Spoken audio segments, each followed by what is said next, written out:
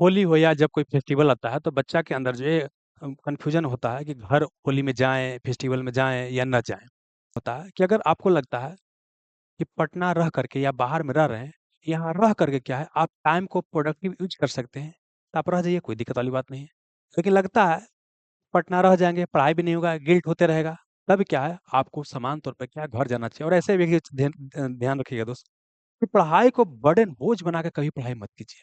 इसको एन्जॉय करते हुए पढ़िए और बीच-बीच में ब्रेक काफ़ी ज़्यादा ज़रूरी होता है।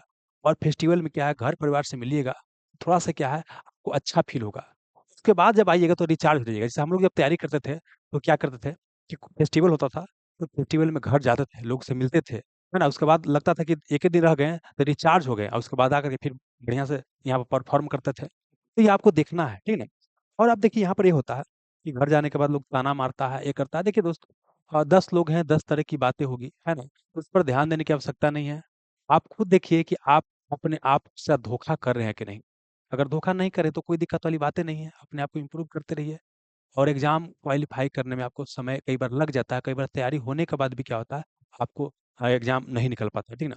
अब देखिए एक और चीज़ क्या होता है, कई बार ये भी कहा जाता है कि बड़ा लक्ष्य बड़ा बलिदान माँगता है। हाँ, बिल्कुल सही बात है कि बड़ा लक्ष्य है, बड़ा बलिदान माँगता है।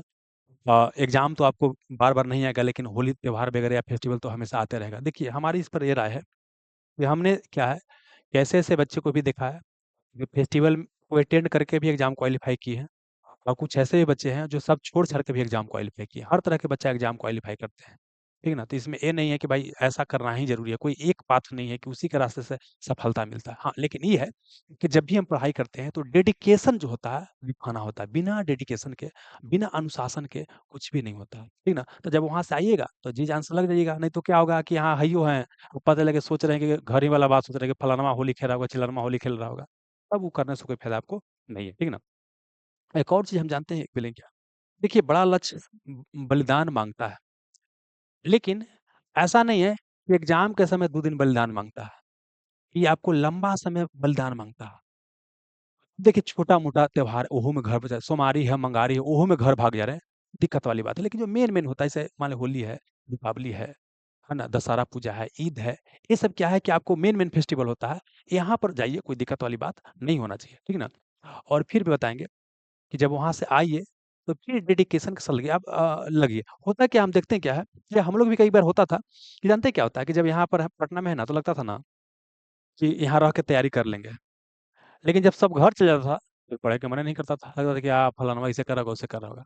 और जब घर जाते थे, तो 1 घंटा के लिए तो बड़ा बढ़िया लगता था। लेकिन बाद में ऐसा लगता था कि अच्छा पटना रहते ना, तब बढ़िया तैयारी कर लेते। तो जानते हैं क्या यहाँ पर क्या होता है? दिक्कत क्या होता है कि हम जहाँ पर होते ना हैं, उसको सही से यूटिलाइज़ नहीं करते हैं। जैसे मान लीजिए पटना में तैयारी करने के पर्पज़ से हैं, उस समय इसको बढ़िया से यूटिलाइज़ नहीं कर रहे हैं। घर पर हैं, तो घर का माहौल में हमको थोड़ा-सा हँसी-मज़ाक करना चाहिए, वहाँ के आनंद लेना चाहिए, तो वो हम नहीं कर रहे हैं, दिमाग में चल रहा है यहाँ वाला चीज़। तो उसको थोड़ा-सा दूर कीजिए और बाकी देखिए यार दोस्त लाइफ़ है, इसको एन्जॉय कीजिए। कई बार जानते हैं दोस्त क्या होता है कि आपको बहुत सारा चीज़ जो होता है मिलता है, उसको हम महत्व नहीं देते हैं।